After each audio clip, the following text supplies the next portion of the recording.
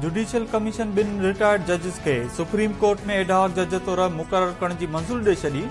Chief justice काज़ी फ़ाइज़ जी सदारत हेठि judicial commission जे इजलास में जस्टिस रिटायर्ड मज़हर आलम ऐं जस्टिस रिटायर्ड तारिक मसूद के एडहॉक जज मुक़रर करण जी मंज़ूरी ॾिनी वई।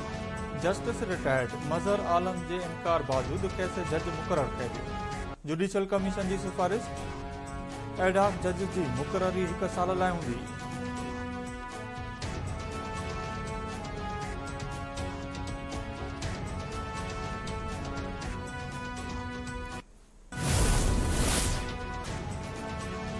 सिंध जे गादी वारे हंध कराची में उर्दू ऐं पश्तो ॻाल्हाईंदड़नि जी अक्सरियत वधी वई। 5 सालनि दौरान सिंध जी आबादी में रुगो 40 लख बाद जो इंकशाफ। शुमारियत खाते आदमशुमारी जी 2023 ईस्वी जी हतमी रिपोर्ट जा वधीक तफ़सील साम्हूं अची विया। रिपोर्ट मूजिब कराची ऐं हैदराबाद में उर्दू ॻाल्हाई वेंदड़ ॿोली जा वॾा शहर आहिनि।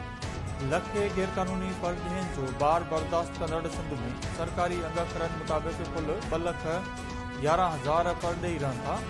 कराची में उर्दू आबादी 1 नंबर ते, पश्तो 2 नंबर, सिंधी 3 नंबर ऐं पंजाबी 4 नंबर ॻाल्हाई वेंदड़ ॿोली करार।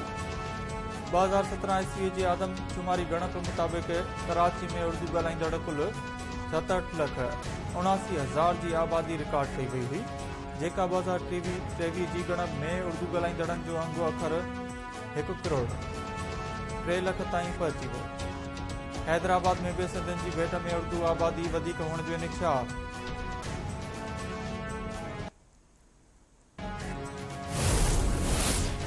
सख़्त गर्मी ऐं ॿूसट बाद कराची जे मुख़्तलिफ़ इलाइक़नि में तेज़ हवाउनि सां बरसात, मौसम खुशगवार थी वई। Gadap town, Sarjani town, scheme 30, Gulistan जोर, गुलशन इकबाल ऐं सदर समेत ॿियनि इलाइक़नि में ककर वसी पिया। रस्तनि ते पाणी बीहण सबबि मुख़्तलिफ़ इलाइक़नि में ट्रैफ़िक जाम। बरसात खां पोइ गर्मी जो ज़ोर घटिजी वियो।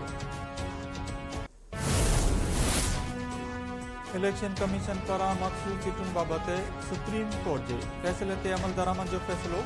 तर्जुमान मूजिबि इलेक्शन कमीशन कंहिं बि फ़ैसिले जी ग़लति तशरीह नाहे कई। इलेक्शन कमीशन लीगल टीम खे हिदायत कंदे चयो आहे त फ़ैसिले ते अमल दरामद में का रंडक आहे त हुन जी निशानी कई वञे, जीअं वधीक रहनुमाई लाइ सुप्रीम कोर्ट सां राब्तो करे सघिजे। इजलास में चीफ इलेक्शन कमिश्नर ऐं मेंबरनि खे तनक़ीद जो निशानो बणाइण जी मज़म्मत कई वई।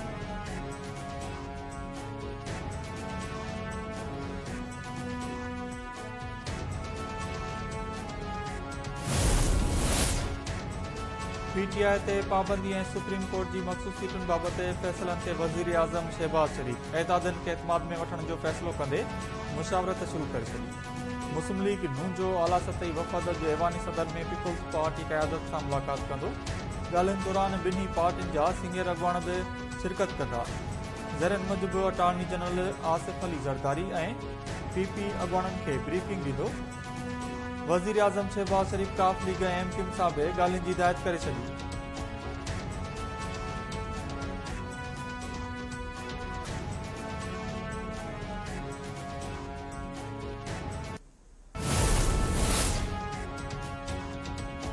पाकिस्तान पीटीआई ते पाबंदी बाबति अमरीकी ख़दशा अंदरूनी मामलनि में मुदाख़लत करार ॾेई छॾिया। परॾेही तर्जुमान मुमताज़ ज़हरा बलोच चयो आहे त पीटीआई ते पाबंदी पाकिस्तान जो फ़ैसिलो अंदरूनी मामिलो आहे।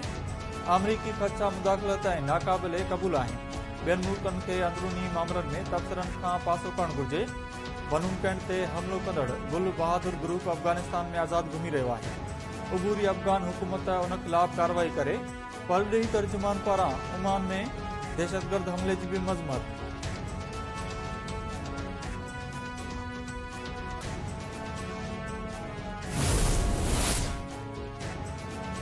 तहरीक इंसाफ सुप्रीम कोर्ट जे फ़ैसिले जी रोशनी में आज़ाद क़ौमी असेंबली मेंबरनि जी फ़हरिस्त ऐं वाबस्तगी फारम इलेक्शन कमीशन में जमा कराए छॾी। पीटीआई जे नुमाइंदे पारां जमा करायल 38 मेंबरनि जी फ़हरिस्त में इज़ाफ़ी दस्तावेज़ बि शामिल। पीटीआई जे 3 मेंबरनि हेल ताईं हल्फ़ी बयान जमा न करायो। सुप्रीम कोर्ट मख़सूस सीटूं पीटीआई खे अलाट करण जो हुकुम ॾिनो हो।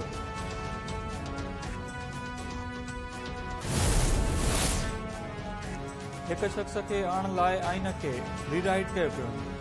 जंहिं शख़्स खे वापसि आणण जी कोशिश थी रही आहे उहो क़ौम जो ॾोही आहे। पीटीआई खे उहो रिलीफ ॾिनो वियो जेको उन्हनि घुरियो ई न हो। उहे केर आहिनि जन खे तरक़ी कंदड़ मुल्क सुठो नथो लॻे।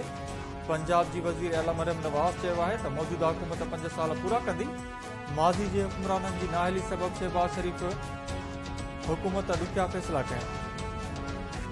200 यूनिट्स ताईं बिजली इस्तेमाल कंदड़नि खे मुफ़्त में सोलर ॾींदासीं।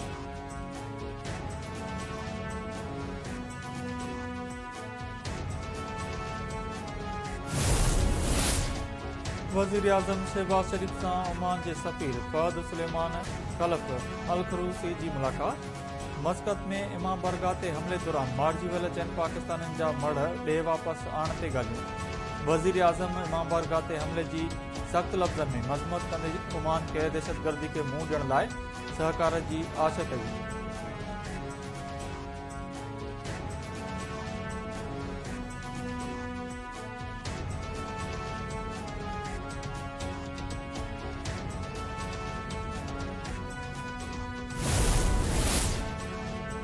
सखर जे इलाइक़े संगरार मां 3 साल अॻु अगवा कयल मासूम निंगरी जी बाज़ियाबी लाइ कराची में 3 तलवार वटि धरणो।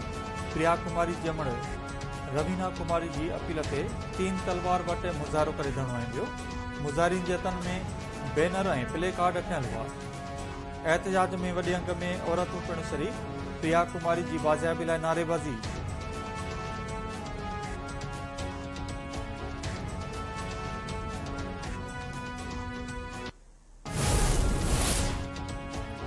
क़ौमी असेंबली में अपोज़िशन लीडर उमर अयूब ऐं सेनेट में अपोज़िशन लीडर जबरी फराज़ जा जुडिशल कमीशन जे चेयरमैन ऐं मेंबरनि खे ख़त। सुप्रीम कोर्ट में एडहॉक जजिस जी मुक़ररी वारी तजवीज़ रद्द करण जो मुतालबो। पीटीआई अॻुवाणनि चयो आहे त रिटायर्ड जजिस जी मुक़ररी सां संजीदा ऐं जाइज़ ख़दशा जनम वठी रहिया आहिनि। एडहॉक जजिस जी मुक़ररी मां तासिर वञे थो त सभु कुझु हिकु पार्टी लाइ कयो पियो वञे। अदलिया में मुदाख़लत वारे तासुर खे ख़तमु करण लाइ एडहॉक जजिस जी मुक़ररी वारी तजवीज़ वापसि वरिती वञे।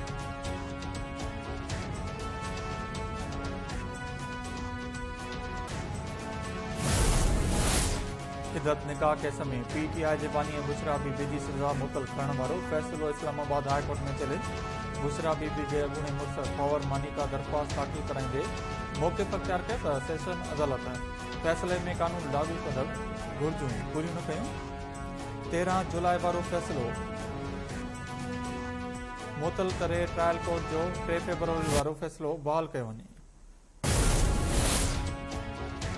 तवानाई सेक्टर जो ॿार बिजली जे वापेदारनि खां उगाइण जो निक्षा। तवानाई वारे वज़ीर अवैस लगारी चयो आहे त बिजली जे पैदावारी क़ीमत 8 खां 10 रुपया फी यूनिट आहे। सभ खां वॾो ख़र्च 18 रुपया फी यूनिट कैपेसिटी चार्जिस आहे। 2015 में बिजली ते कैपेसिटी चार्ज 3 रुपया हुई। डॉलर जी क़ीमत ऐं ब्याज शरह वधण सबबि कैपेसिटी शरह में बि वाध कई आहे। जनवरी में बिजली जी क़ीमत में लात अचण ते शुरू कई हुई।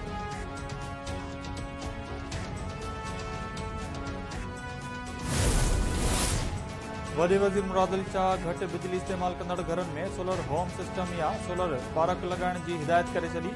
मुराद अली शाह चयो आहे त घटि बिजली इस्तेमाल कंदड़ सार्फिन खे चेयरमैन बिलाल भुट्टो ज़रदारी जी हिदायतुनि तहत मुफ़्त बिजली फ़राहम करण वारो मनसूबो जल्द तयारु कयो वञे। सिंध में 8 लख घर 50 यूनिट्स खां घटि बिजली इस्तेमाल कंदड़ आहिनि। घटि बिजली इस्तेमाल कंदड़नि खे मुफ़्त में बिजली ॾिनी वेंदी। तवानाई बाबति इजलास दौरान वॾे वज़ीर मनसूबे जो प्रपोज़ल तयारु करण जी हिदायत कई।